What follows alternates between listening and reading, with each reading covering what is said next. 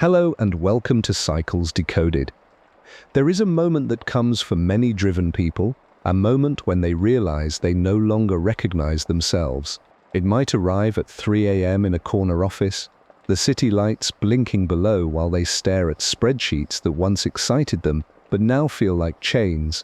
Or it might come during a family dinner they've missed for the 4th time this month, hearing their child's laughter from another room while they take yet another urgent call. Sarah Chen felt it on a Tuesday morning in 2019. She was 34, the youngest VP in her consulting firm's history, pulling down a salary that would have seemed impossible to her 25-year-old self. She had everything she thought she wanted: the corner office, the respect of her peers, the financial security that came from being indispensable. But as she sat in her car in the company parking garage, unable to summon the energy to walk to the elevator, she realized something had broken inside her. This was not supposed to happen. Sarah had done everything right. She had climbed every rung of the ladder with precision and grace. She had sacrificed weekends and relationships and sleep, telling herself it was temporary, that once she reached the next level, the next promotion, the next milestone, she could finally breathe. But the breathing never came. Instead, there was only the next mountain to climb, the next goal to chase, the next impossible standard to meet. Sarah's story is not unique. Walk through any major city at midnight and you'll see the lights still burning in office towers, the glow of ambition that never sleeps. Drive past any suburban home where the garage door opens at 7 p.m. to reveal someone just arriving from another 14-hour day. Listen to the conversations at any high-end restaurant where deals are being made over dinner because there's no other time to make them. We live in a culture that worships ambition. We celebrate the entrepreneur who works 100-hour weeks, the executive who never takes vacation, the professional who responds to emails within minutes regardless of the hour. We have built entire industries around the mythology of the hustle, the idea that if you just want it badly enough, work hard enough, sacrifice enough, you can have everything you've ever dreamed of. But what happens after you get it? What happens when the dream becomes reality and reality becomes a prison? What happens when success stops feeling like success and starts feeling like survival? The pattern repeats with stunning consistency across industries, across generations, across cultures: the ambitious young professional who burns bright and burns out, the startup founder who builds an empire only to walk away from it all, the corporate leader who reaches the top of the mountain only to discover they no longer remember why they wanted to climb it in the first place. This is the cycle we're here to explore, not the mythology of endless growth and achievement, but the human reality of what happens when ambition meets the limits of what any person can sustain. It's a pattern as old as human civilization itself, yet it seems to accelerate with each passing decade, claiming more casualties and leaving more wreckage in its wake. Why does this happen? Why do so many people who achieve everything they thought they wanted find themselves empty, exhausted, and desperate to escape the very life they worked so hard to build? And perhaps more importantly, is it inevitable? Before we begin this journey together, please take a moment to like this video and subscribe to the channel. It helps these stories reach others who, like you, are seeking to understand the patterns that shape our modern lives in the quiet hours when we're finally honest with ourselves. I'm deeply curious where you're listening from tonight. Are you falling asleep in London, perhaps recognizing something of your own story in Sarah's? Settling in for the night in Singapore, wondering if your own ambitions are leading you down a similar path? On a late shift in Sao Paulo, using this time to reflect on where your own drive is taking you?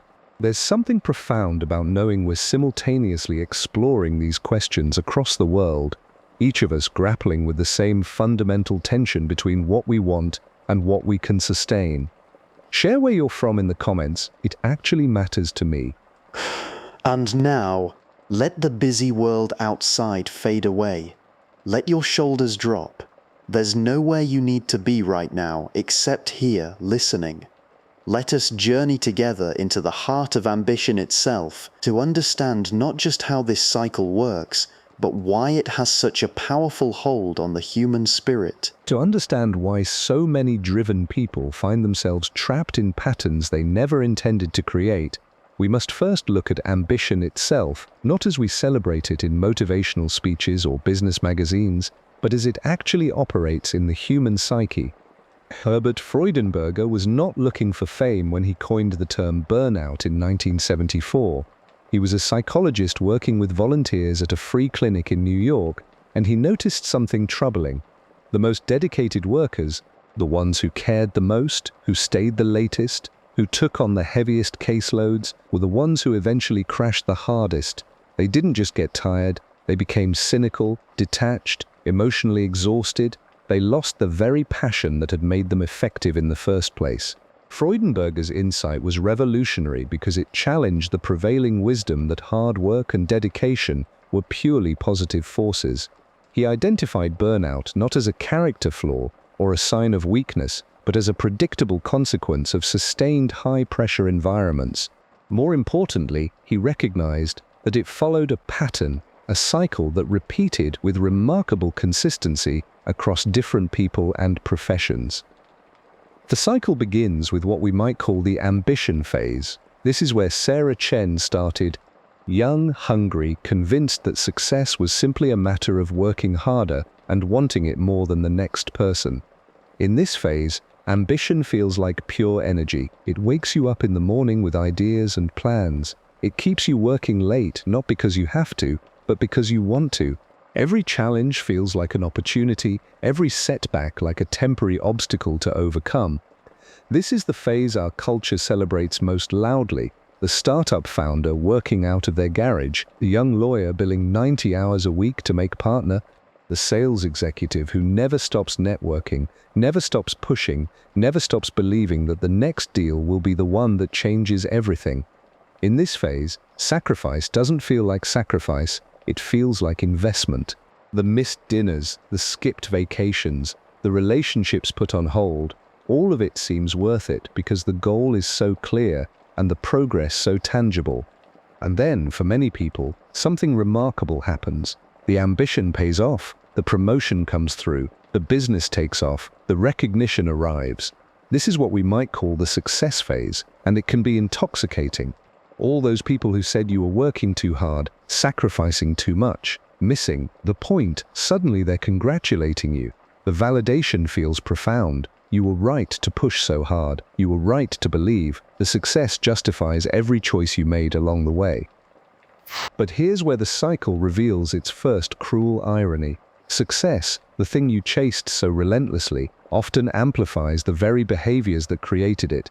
The executive who worked 70-hour weeks to get promoted now works 80-hour weeks to prove they deserve the promotion. The entrepreneur who sacrificed everything to build their company now sacrifices even more to scale it. Success doesn't provide relief from ambition, it feeds it. This is the phase where many people discover that achievement and fulfillment are not the same thing. The corner office comes with corner office problems. The successful business brings successful business stress. The recognition you craved turns into pressure to maintain that recognition. You got what you wanted, but the wanting didn't stop. If anything, it intensified, and slowly, almost imperceptibly at first, something begins to shift. The energy that once felt limitless starts to feel finite. The enthusiasm that once came naturally now requires effort to summon. The work that once energized you begins to drain you. This is the beginning of what we call the burnout phase, though most people don't recognize it when it starts. Burnout isn't always dramatic. It doesn't always announce itself with a breakdown or a crisis. Often, it creeps in quietly. You find yourself going through the motions. The achievements that once thrilled you now feel routine, expected, insufficient. The goals that once pulled you forward now feel like obligations pushing you down. You're successful by every external measure, yet something essential has been depleted. This depletion leads, eventually, to the final phase of the cycle, withdrawal. Not necessarily dramatic withdrawal, though sometimes it is. More often, it's a gradual pulling back. The ambitious person begins to question whether all the effort was worth it. They start to value things they previously dismissed: time, relationships, peace, simplicity. They may leave their high-pressure job, sell their business, or simply stop pushing so hard. They withdraw from the arena where they once fought so fiercely. But here's the thing about cycles. They cycle. The withdrawal phase, while often necessary for recovery, can also become its own kind of trap. The person who once thrived on challenge may find themselves restless in retirement. The entrepreneur who stepped back from their business may find themselves missing the thrill of building something new. And slowly, quietly, the old familiar stirring begins again. A new project catches their eye, a new opportunity presents itself, a new ambition takes root. And so the cycle begins anew. There is a moment in every great conquest when the conqueror pauses and realizes he has forgotten why he began. Alexander of Macedon experienced this moment in the summer of 323 BC, seated in the palace of Babylon. He was 32 years old. He had conquered most of the known world. His empire stretched from Greece to India, encompassing territories that would not be unified again for over 1,000 years. And yet, something had broken inside him. The man who had wept because there were no more worlds to conquer now spent his days drinking heavily, planning increasingly grandiose campaigns that his exhausted generals quietly discouraged. His body, which had carried him across 3 continents, was failing. His mind, once sharp enough to outmaneuver Persian strategists and Indian philosophers alike, had grown paranoid and erratic. The very ambition that had made him legendary was now consuming him from within. This was not unique to Alexander. It is a pattern that appears again and again throughout history, the moment when relentless drive transforms from fuel into poison. Consider the trajectory of Napoleon Bonaparte, another figure whose ambition reshaped the world. In his early campaigns, Napoleon displayed an almost supernatural energy. He could review battle plans until dawn, ride across battlefields for hours, then spend the evening reorganizing entire governmental systems. His marshals marveled at his capacity for work. His enemies feared his inexhaustible strategic mind. But by 1812, something had shifted. The invasion of Russia revealed not just tactical miscalculation, but a deeper exhaustion. Napoleon's famous attention to detail began to slip. He delegated crucial decisions to subordinates, then second-guessed them obsessively. The man who had once thrived on complexity now seemed overwhelmed by it. At Waterloo, witnesses described him as strangely passive, almost detached from the battle that would end his empire. What happened to these men? How does the very quality that elevates someone to greatness eventually become their undoing? The pattern begins with what historians call initial success reinforcement. Early victories create a feedback loop. Each triumph validates the approach, encouraging even greater risks, longer hours, more ambitious goals. Alexander's early successes in Asia Minor convinced him that no obstacle was insurmountable. Napoleon's victories at Austerlitz and Jena persuaded him that his strategic genius was limitless. But human beings, even extraordinary ones, operate within biological constraints.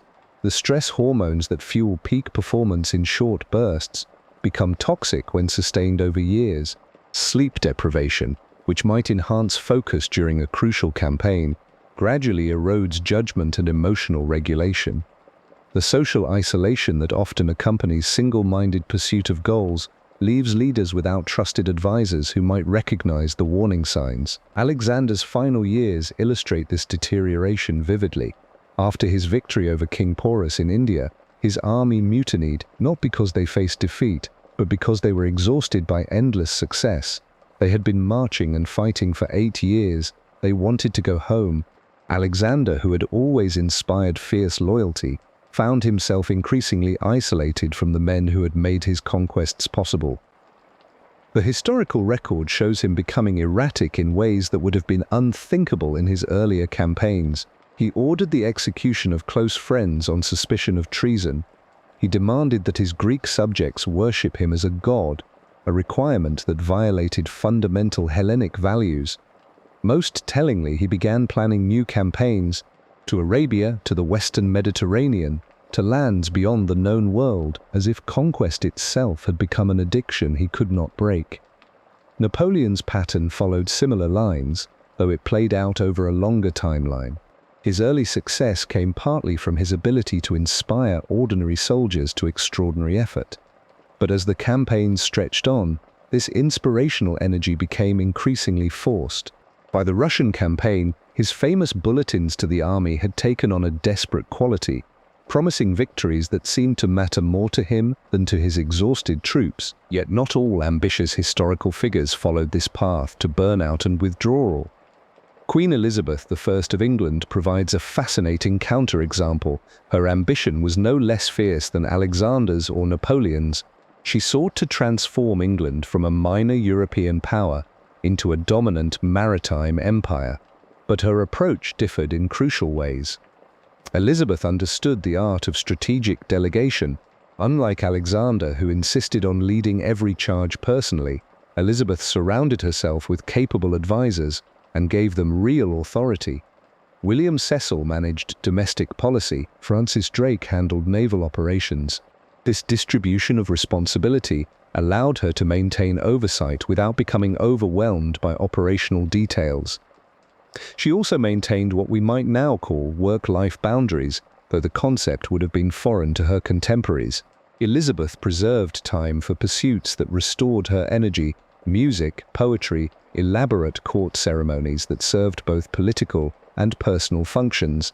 She understood that her public image required careful cultivation, but she also protected private spaces where she could step away from the performance of power. Perhaps most importantly, Elizabeth defined success differently than her male counterparts. Where Alexander and Napoleon measured achievement through territorial expansion and military victory, Elizabeth focused on stability and prosperity.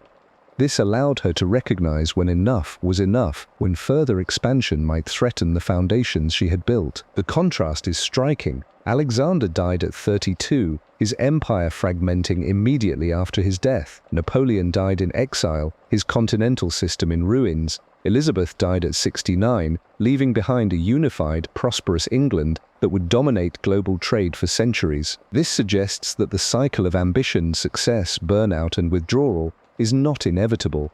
It emerges from specific choices about how to pursue and sustain achievement. The historical figures who avoided it often shared certain characteristics. They built systems that could function without their constant intervention. They maintained relationships that provided honest feedback, and they defined success in ways that allowed for satisfaction rather than endless escalation. But these examples remain exceptions. The more common pattern throughout history shows ambitious leaders burning through their own resources, achieving remarkable short-term success at the cost of long-term sustainability. The very qualities that enable extraordinary achievement, intense focus, willingness to sacrifice, tolerance for risk, can become destructive when sustained without relief. The question this raises is whether such burnout is simply the price of greatness, or whether it represents a failure to understand the deeper mechanics of human motivation and energy.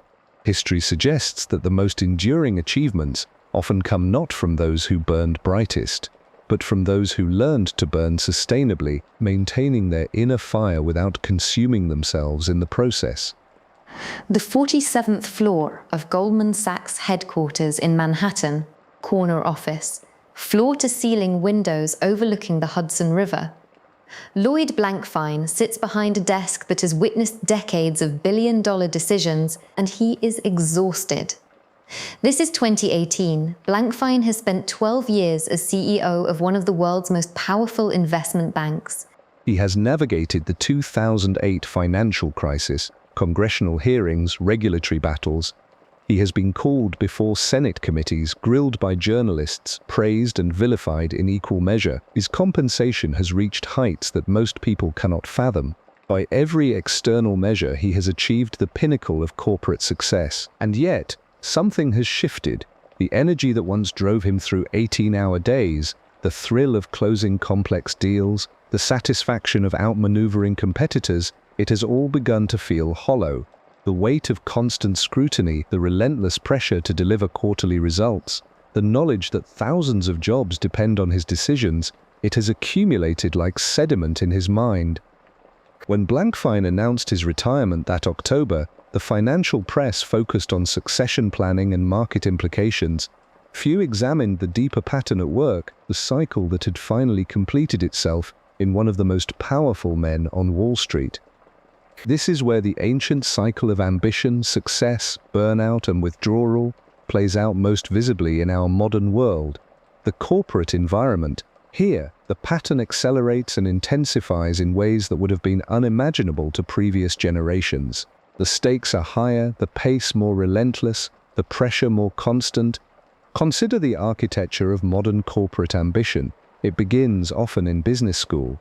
Young minds are shaped by case studies of legendary CEOs, by stories of overnight IPO millionaires, by the promise that the right combination of intelligence, drive, and strategic thinking can unlock unlimited success.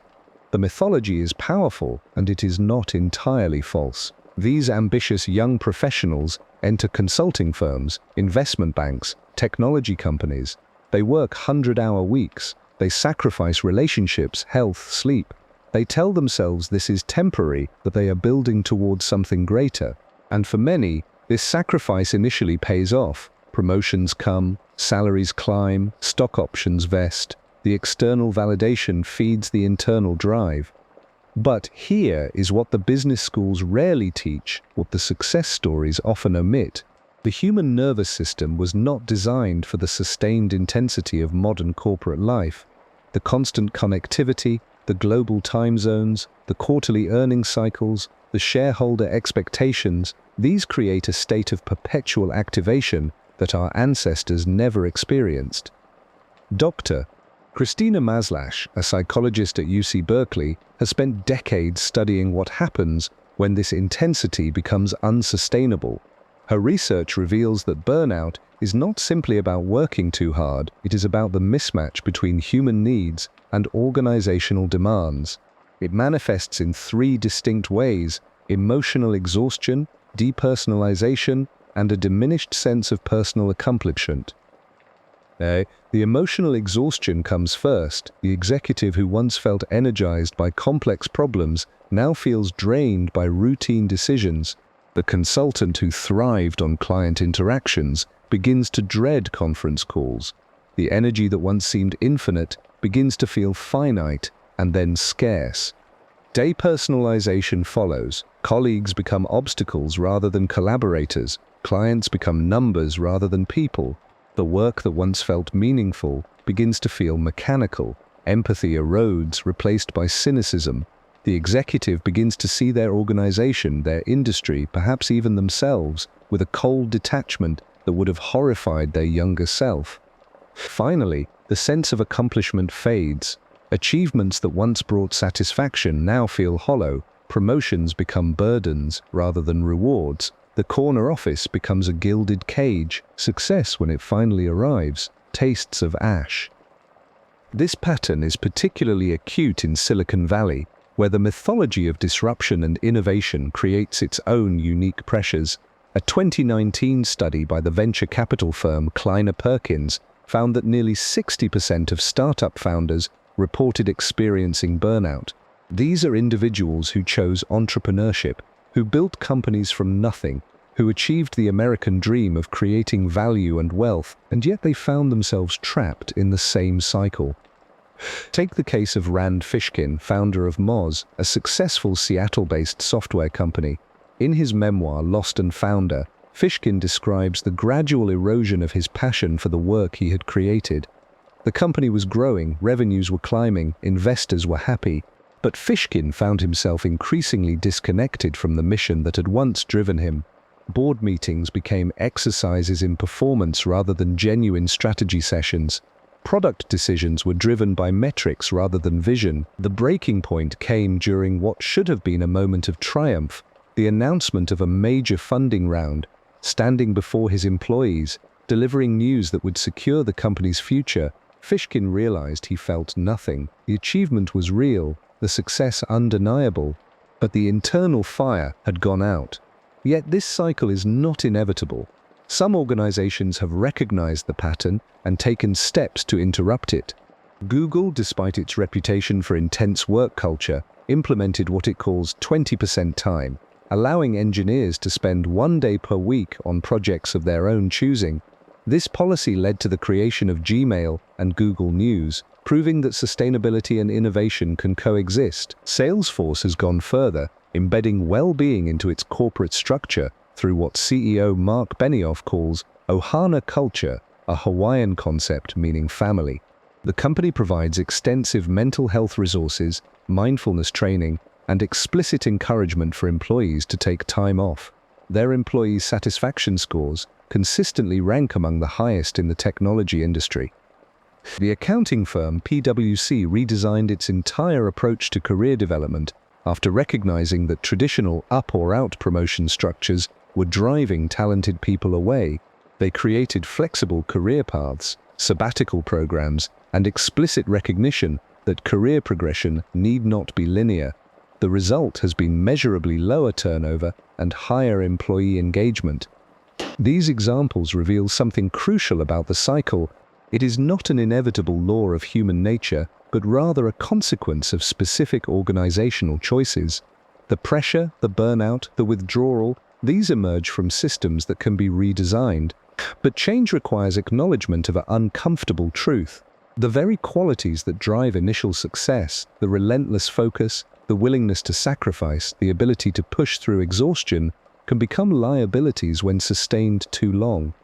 The ambitious young professional who works 18-hour days may achieve rapid advancement, but the executive who continues this pattern for decades often finds themselves managing from a place of depletion rather than strength. The cycle persists because it serves certain organizational needs, even as it damages individual well-being. Companies benefit from employees who will sacrifice personal time for corporate goals. Shareholders benefit from executives who will prioritize short-term results over long-term sustainability. The system rewards the behavior that ultimately leads to burnout until the costs become too high to ignore, and those costs are becoming increasingly visible. Executive turnover rates have reached historic highs. The average tenure of a Fortune 500 CEO is now less than 5 years. Talent retention has become a critical business challenge, particularly in competitive industries where skilled workers have options. The pattern continues because it feels from the inside like a series of rational choices. The young professional takes on extra projects to prove their worth. The manager works weekends to meet deadlines. The executive sacrifices vacation time during a critical quarter. Each decision makes sense in isolation, but the cumulative effect is a slow erosion of the very qualities that made success possible in the first place. Lloyd Blankfein's retirement marked the end of one cycle and the beginning of another. He stepped away from Goldman Sachs not in failure, but in recognition that the pattern had run its course. The ambition that had driven him to the top had transformed into something else, a weariness that no amount of external success could remedy. His successor, David Solomon, entered the role with fresh energy and new ideas. The cycle began again, as it always does. There is a moment that arrives in many ambitious lives, when the very drive that carried them forward becomes the weight that holds them down. It happens quietly. A successful lawyer finds herself staring at her computer screen at midnight, unable to remember why this case once excited her. An entrepreneur who built his company from nothing suddenly feels hollow in board meetings he used to dominate. The ambition is still there, but something fundamental has shifted. What transforms drive into exhaustion? What makes the pursuit of excellence feel like a prison?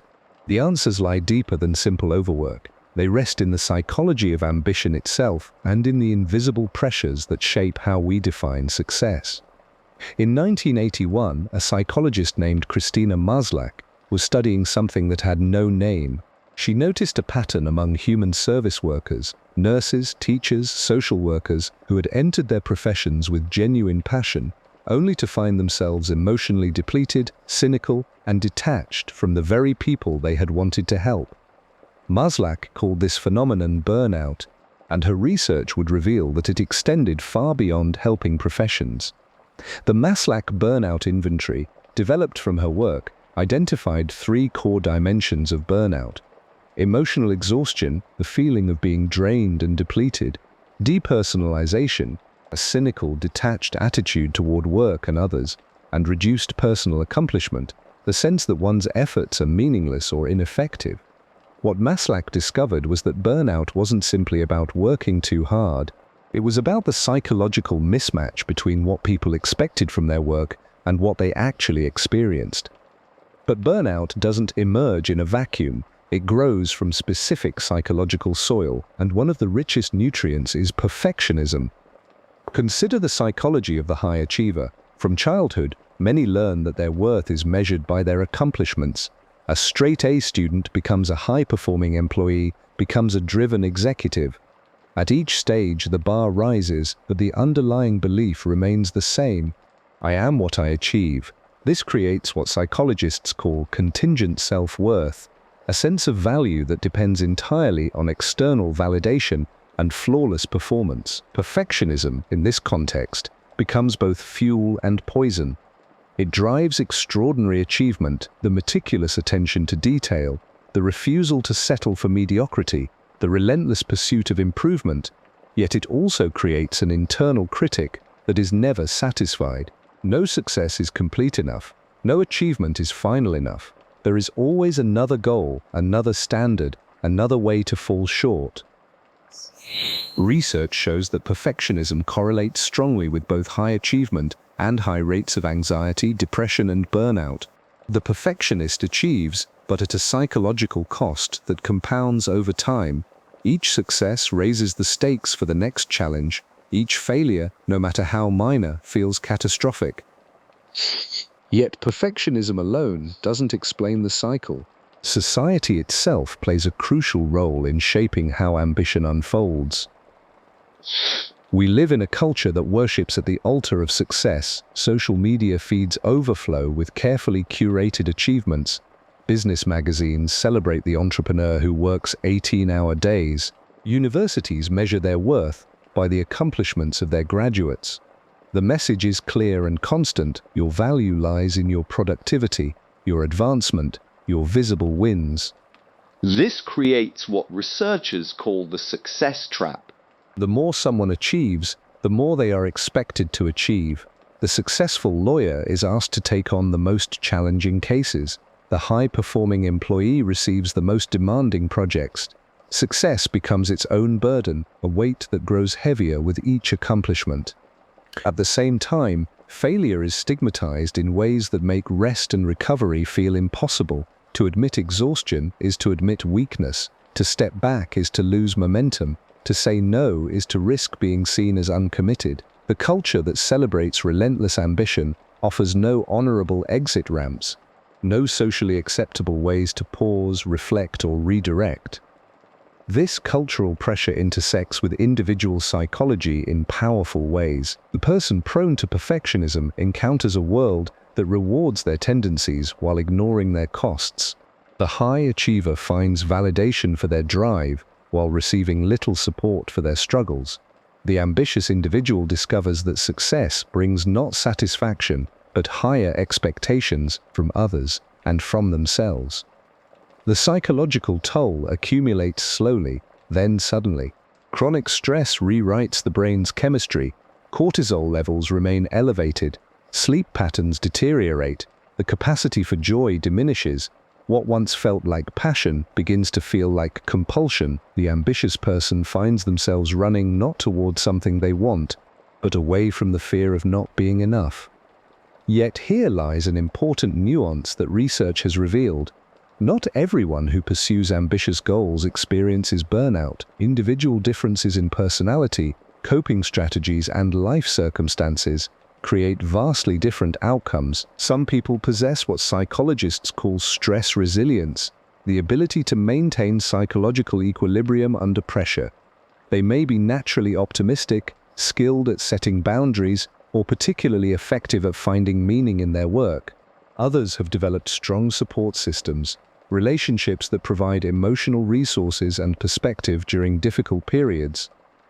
Personality traits also matter significantly.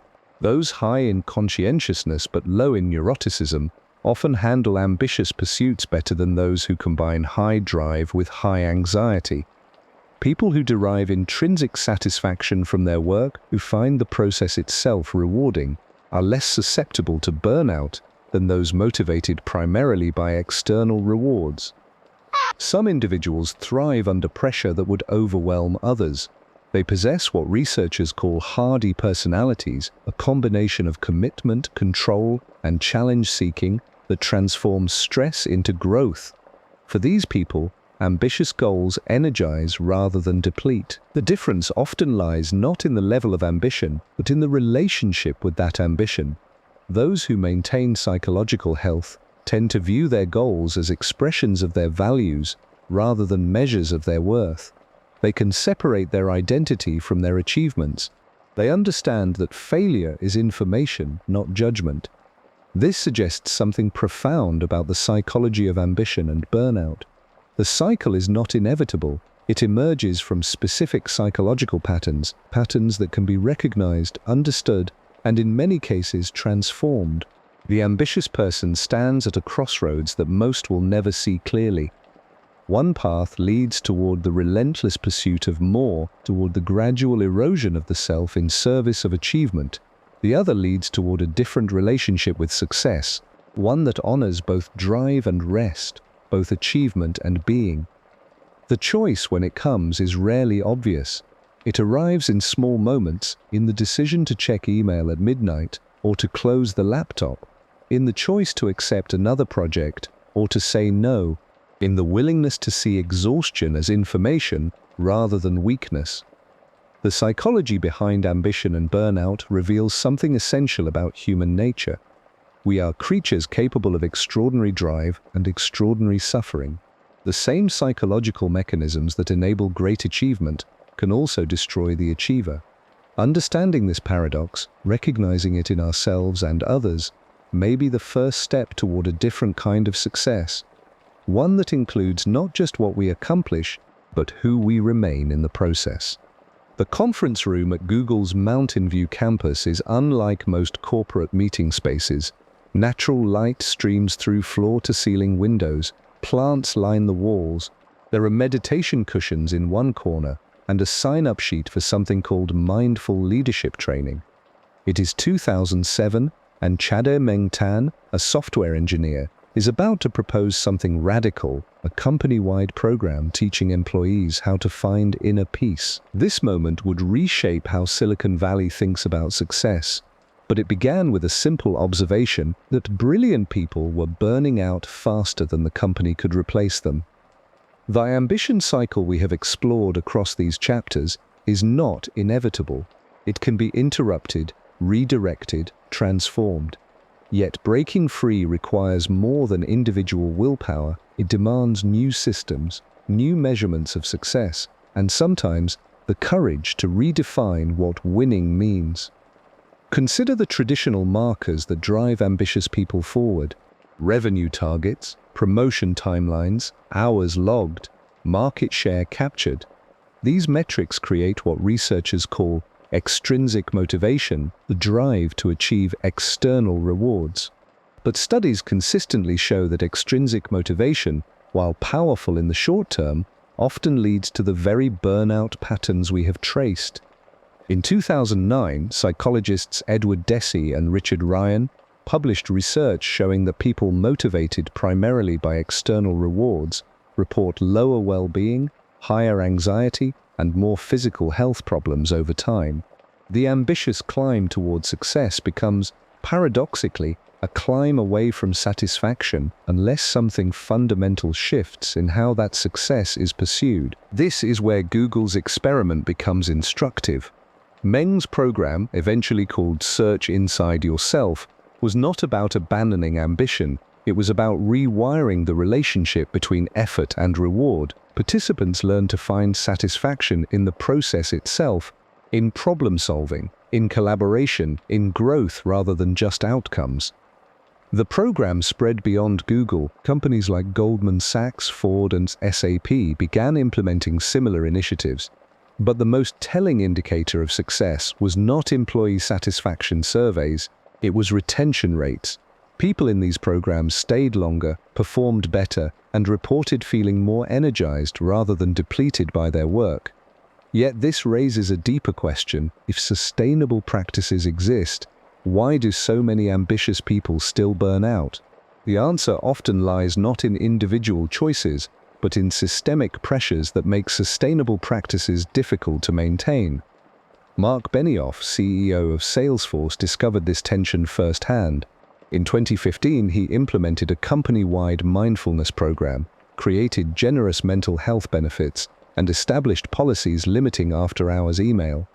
The initiatives were genuinely popular, but they competed with an industry culture that still celebrated overwork as dedication. Employees reported feeling caught between two messages.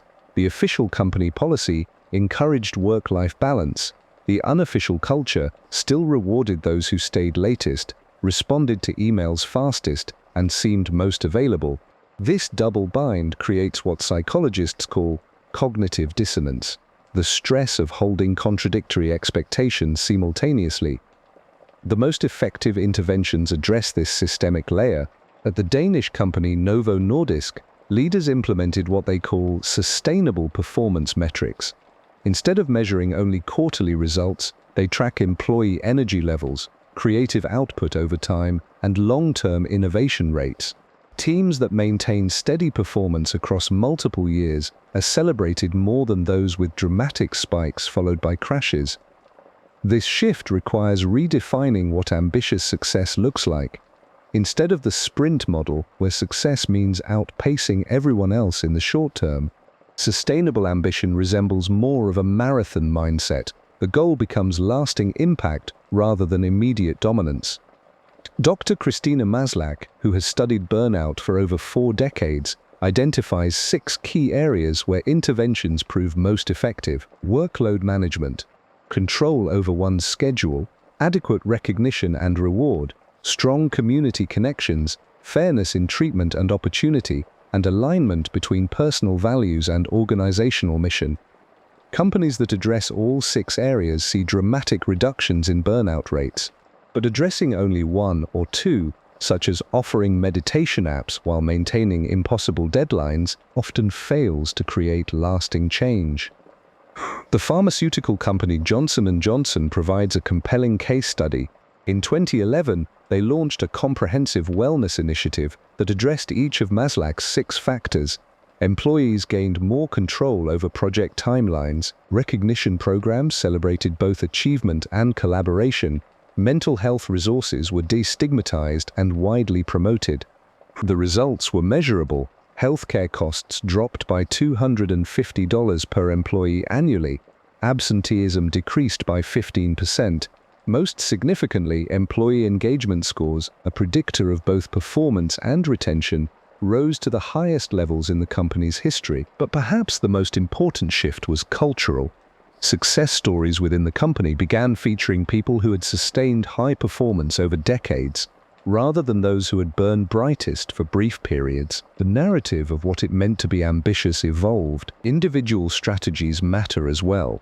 Research shows that people who practice regular reflection, taking time weekly to assess their energy levels, motivation, and long-term goals, are significantly less likely to experience severe burnout. This practice creates what psychologists call metacognitive awareness, the ability to observe one's own mental patterns before they become overwhelming.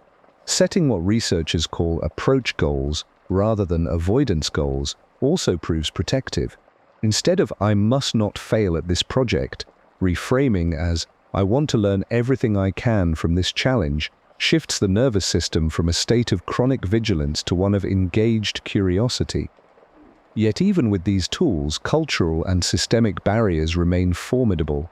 In many industries, the pace of change makes sustainable practices feel like luxuries. In others, economic pressures create genuine conflicts between employee well-being and company survival. The technology sector illustrates this tension clearly. While companies like Google and Apple have invested heavily in employee wellness, they operate in an environment where market windows open and close rapidly. The pressure to ship products before competitors, to scale quickly while funding lasts, to pivot when technologies shift, These realities can overwhelm even well-intentioned wellness initiatives. This suggests that breaking the ambition cycle requires more than individual or even company-level changes. It may require broader cultural shifts in how we measure economic success, how we structure investment timelines, and how we balance short-term competition with long-term sustainability. Some regions are experimenting with these broader changes. The Nordic countries have implemented policies that support what economists call sustainable productivity. Shorter work weeks, generous parental leave, and strong social safety nets create environments where individual ambition can unfold without existential anxiety. The results are instructive. Countries with these policies consistently rank highest in both innovation indices and happiness measures. Their economies remain competitive globally, while their citizens report higher life satisfaction and lower rates of anxiety and depression. This suggests a profound possibility that sustainable success is not just individually beneficial, but collectively advantageous. When people can pursue ambitious goals without sacrificing their health, relationships, or long-term well-being, entire societies become more creative, more resilient, and more prosperous. The cycle of ambition, success, burnout, and withdrawal is not a law of nature. It is a pattern created by specific conditions, and it can be changed by different conditions. The question is not whether sustainable success is possible, but whether we have the collective wisdom to create environments that support it. Understanding the ambition cycle empowers both individuals and organizations to foster environments that promote well-being alongside achievement. When we recognize the pattern, we gain the power to interrupt it, to redirect energy towards sustainable growth rather than unsustainable intensity. If this exploration of breaking free from destructive cycles has resonated with you, please like this video and subscribe to the channel. It helps this work reach others who are searching for ways to pursue their ambitions without sacrificing their well-being. I'm genuinely curious about your own experiences with this balance. What strategies have you found that allow you to stay ambitious while protecting your energy? Have you worked in environments that truly supported sustainable success, or have you had to create that balance entirely on your own? Your insights in the comments help all of us learn from each other's journeys. Thank you for joining me through this exploration of ambition's complex cycles on Cycles Decoded. May you find ways to pursue your deepest aspirations while honoring the person you are becoming along the way. I wish you sustainable success and peaceful rest.